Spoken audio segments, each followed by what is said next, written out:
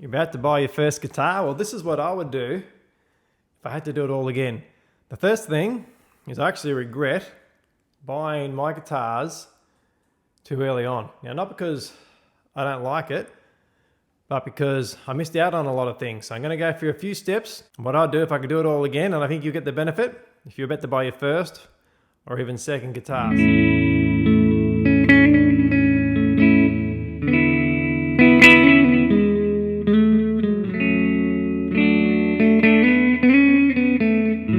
The first thing is, I wouldn't buy one just straight up. I would actually possibly go to Marketplace and buy just the cheapest thing that you can possibly find.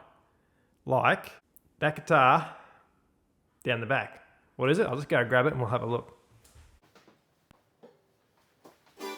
So this here is a Tanglewood, and I don't think it's even real timber. I think it's all just plastic stuff, but it sounds okay.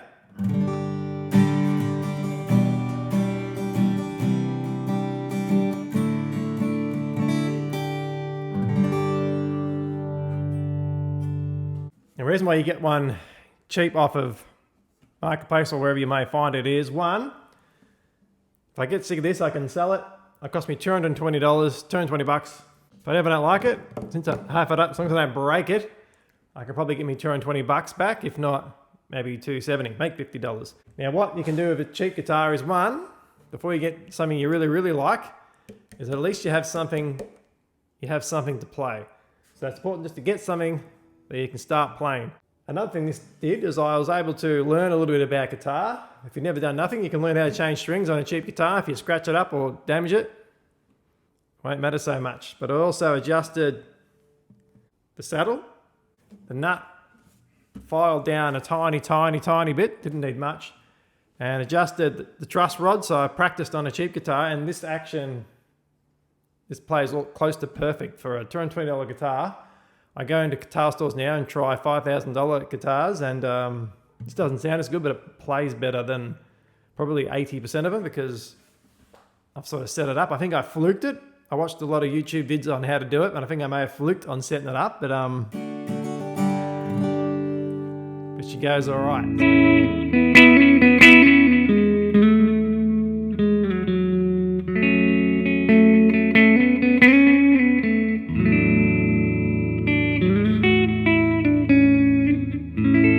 Second thing that I would do is, after I put this back, I'll leave it back there near the window so it can be distracting. But the next thing I would do is then I would go into every local guitar store that you have, and even if you don't mind traveling, maybe travel a few hours as well, and go into the stores and try everything that they have. Just be nice, and some may get a bit grumpy. If they say, what are you after? Say, I don't know what I'm after. I'm here to find that out. So you just start playing acoustics, all different sizes, and your electrics, your arch tops, and you'll start to play everything you can. Don't worry about being embarrassed about being bad. And if you just know, a few G, E minor, D, back to G. That's why you get your cheap guitar first, so you can learn to play, G, A, D. So play them all and you'll start to learn what you like. Now, especially play things that catch your eye. If it just looks cool or looks snazzy or looks different, if it's something about that I like the look of, make sure you play that, because that's very important. That's nearly for me, that's nearly the most important thing. You got to like how it looks. But then when you start holding them and feeling them, you're gonna get a bit of a sense, do I like this or not? So Les Paul neck, because it's a little bit shorter, is going to be different to play than, say, your Stratocaster neck. But you're going to learn things like, do you like a thicker neck? What kind of fret sizes do you like?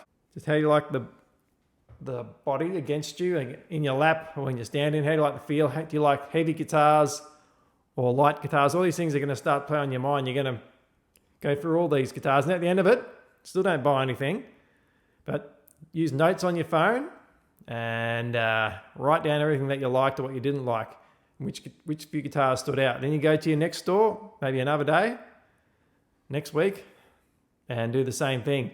And go for all your stores and play as many guitars as you can.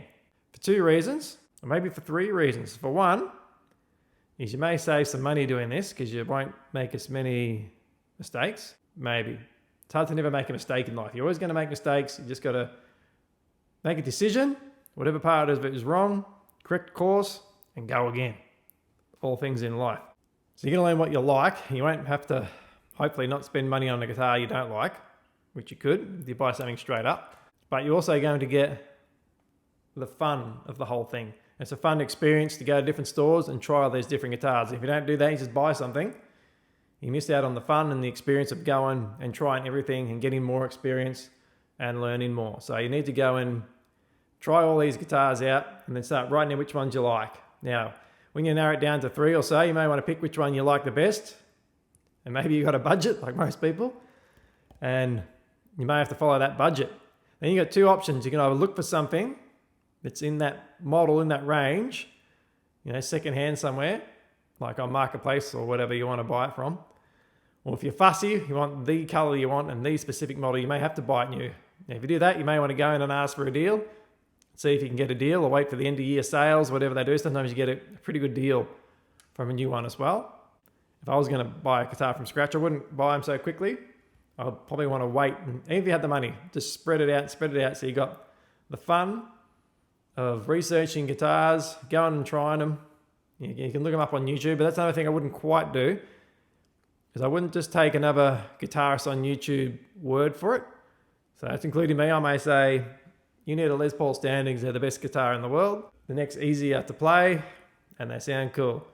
Well, that's what I like. But you've got to go and check it out for yourself. You can learn from others, but in the end, it's got to be your decision in your mind. It's what you like. So you learn a little bit from others, but then you have to go and do it.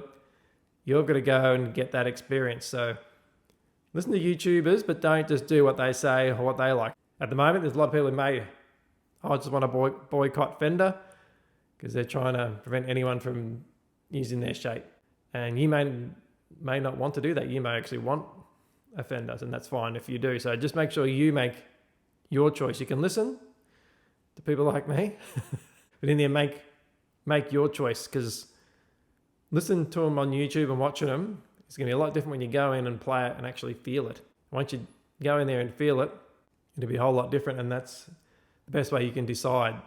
Like, even for me, one guitar that's grown on me took a little time, and I don't think I'll get one because I've already ran out of cash. Maybe one day, who knows, if I get a lot more work. I don't mind the PRS guitars. The Custom 24s took a long while to kind of grow on me, but every time I went back, I'll just try one, and eventually it's different. Just a different feel to something like this, something like a Les Paul. And that might happen to you too. Things can just grow on you. So that's how I would do it. Do you have a process? Have you brought your guitars? If so, drop a line. I might have something to learn even for future guitars. What do you do if you've got too many? Do you trade them out? Do you sell them? Drop a line about that, and I'll check that out. But in the meantime, play something.